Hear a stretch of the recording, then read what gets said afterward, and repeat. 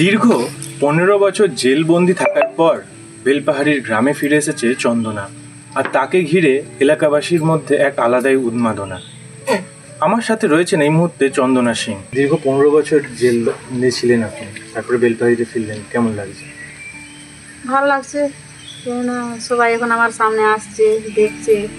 যারা আমার দূরে ছিলাম তারা দেখে কান্নাকাটিও করছে। গ্রামের খেপি 12 বছর বয়সে চলে গেছিল, তারপরে খেপি আবার ফিরে এসেছে। এই খেপির বিষয়ে যদি কিছু বলেন, কেন এই নাম হলো? ওটা আদরে ডাকতো আমাকে, শুধু একটা না, খেপি অনেক কিছু বলতো ওরা আদরে। দীর্ঘদিন পর ফিরে এসেছেন, এখন গ্রামের চারদিকটা ঘুরে দেখলেন?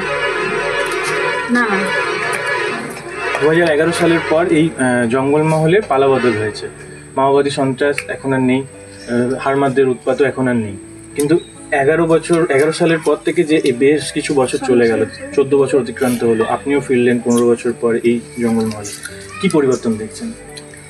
এই যে কি আর অনেক কিছু পরিবর্তন হয়েছে, কিন্তু আর মানে কি বলবো, পরিবর্তনের মধ্যে অনেক কিছু পরিবর্তন হয়েছে এবং অনেক কিছুই নয়। যেমন বলতে যে রাস্তাঘাট তো কিছু আধা আধা রয়ে গেছে, যেমন কুয়োর ব্যবস্থা কিছু নেই, আর হচ্ছে একটুকু এইগুলো টুকুটাকু পরিবর্তন হয়েছে, তাছাড়া কিছুই নেই। রাস্তাটা ওইদিকে একদম পুরো ঝাঁকাস করেছে, তাছাড়া আর কি পরিবর্তন আছে? কিছুই না, যেমনকার তেমনই পড়ে রয়েছে।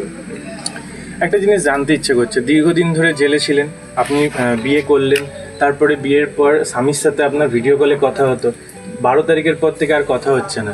এখন কিভাবে যোগাযোগ করবেন? আপনি কি বহরমপুর যাবেন? হ্যাঁ, যাবো তো, তার সঙ্গে ইন্টারভিউ করবো, কিন্তু এত তাড়াতাড়ি যাবো না, কিছুদিন পর যাব। তাকে কি বাড়ি ফিরিয়ে আনার সব রকম চেষ্টা করবেন? হ্যাঁ। একটা জিনিস জানতে ইচ্ছে করছে দিদি, পড়াশুনো তো আপনি এখানে প্রাথমিক বিদ্যালয়ে করেছিলেন, তো সেই স্কুলের যারা সেই সময় আপনার সহপাঠী ছিল, তারা আপনাকে দেখে এখন কি বলছে? তারা সবাই তখন এখানে আসেনি, কিন্তু রাস্তার মধ্যে যতটুকু কথাবার্তা বলে, আর আমি তো বেশি বেরাচ্ছি না। ওরা সবাই বলছে ভালো, কিন্তু আর ভালো লাগে না, তাই আমি বেরাই না। অতটা 3-4 বছর হয়ে গেছে বলছে, তো সেটাকে দিয়ে আমিও ভাবছি যে কিছু, এই ঘরটাও তো ওরকম বৃষ্টি পড়ছে, থাকতে গেলে তো একটু পাকাপোক্তও বানাতে হবে। একটা জিনিস যদি বলি, ধরুন আপনি এখানে এলেন, এখন আছেন, এখানে কি স্থায়ীভাবে থাকবেন? কোথায় যাব? শ্বশুরবাড়ি। শ্বশুরবাড়ি? স্বামী তো জেলে, যদি দুজন থাকতাম তাহলে হয়তো শ্বশুরবাড়ি যেতাম, কিন্তু এখন তো আর একা যাব না, তার জন্য এখন দাদা বৌদির কাছেই থাকবো। হ্যাঁ, যদি প্রয়োজন হয় সেখানে যেতে পারি।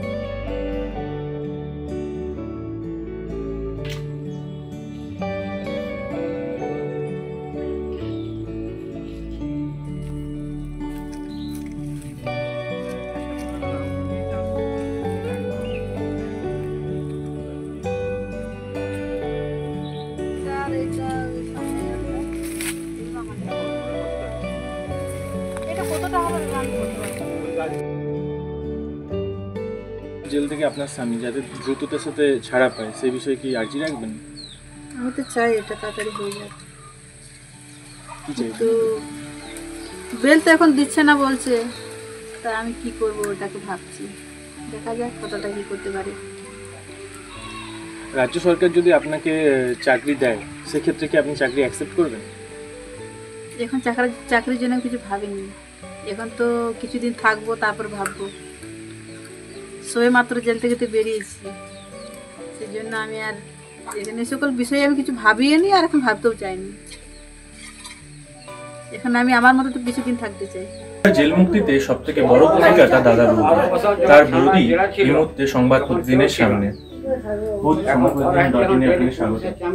এই লড়াইটা কেমন ছিল?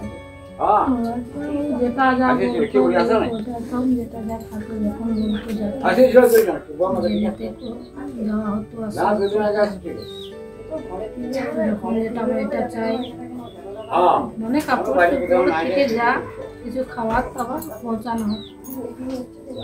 এই যে সমাধি ফিরে এসেছে, কেমন লাগছে? ভালো লাগছে, এতদিন ছাড়া ছিল, ফিরে এসে আমাদের খুব ভালো লাগছে। এতদিন ধরে ধরো বাড়ি ফিরে এসেছে, কি খাবার রান্না করে খাওয়ালে তাকে? যখন যেটা খেতে চাইছি। এখন আমার মেয়েটা তো ফিরল না, ওই একসাথেই মাসে গিয়ারই গেছে। যে কি নাম ওর যে ফিরেনি আপনার মেয়ে? আমার নাম যমুনা যমুনা সিং। সিং। আচ্ছা সে ঘাগিডি সেন্টার জেলে আছে। আচ্ছা কি কারণে? তো হয়ে গেল ওই এক মানে ইয়ার যে বছর আর তো বছর 15 বছর ধরে বাইরে আছে জেলে, এই চন্দনার সাথেই। চন্দনার সাথেই। ওর যে বছর হলো আর তো কোন জেলে রয়েছে, কোথায় ঘাগিডি কথা হয়? যান দেখা করতে যান? যাওয়া হয়। আচ্ছা কি বলে? কি বলে মানে উকিল ধরা হয়েছে, উকিলে বলে হ্যাঁ এই হবে জামিন হবে আর কিন্তু কই। হয়নি। কোন জায়গায় রয়েছে, কোন জেলে? জেলটার নাম বলুন একবার। ঘাগিডি জামশেদপুরে একসাথেই থাকতো যমুনা ও শোভা। এবার সেই শোভা যমুনাকে নিয়ে কি বলছে শুনে নেওয়া যাক একবার। যমুনার সাথে কেমন সম্পর্ক ছিল? বন্ধুত্ব মানে ভালো, নিজের বোনের মতো। কিন্তু আমার বোন না, কিন্তু নিজের বোনের মতো আমরা থাকতাম একই সঙ্গে।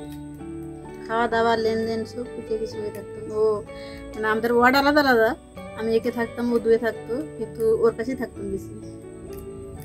ও এখনো তো জেলের মধ্যেই আছে। হ্যাঁ, মিস 2020 সাল থেকে 19 সাল থেকে ওর সঙ্গে আমার দেখা সাক্ষাৎ নেই।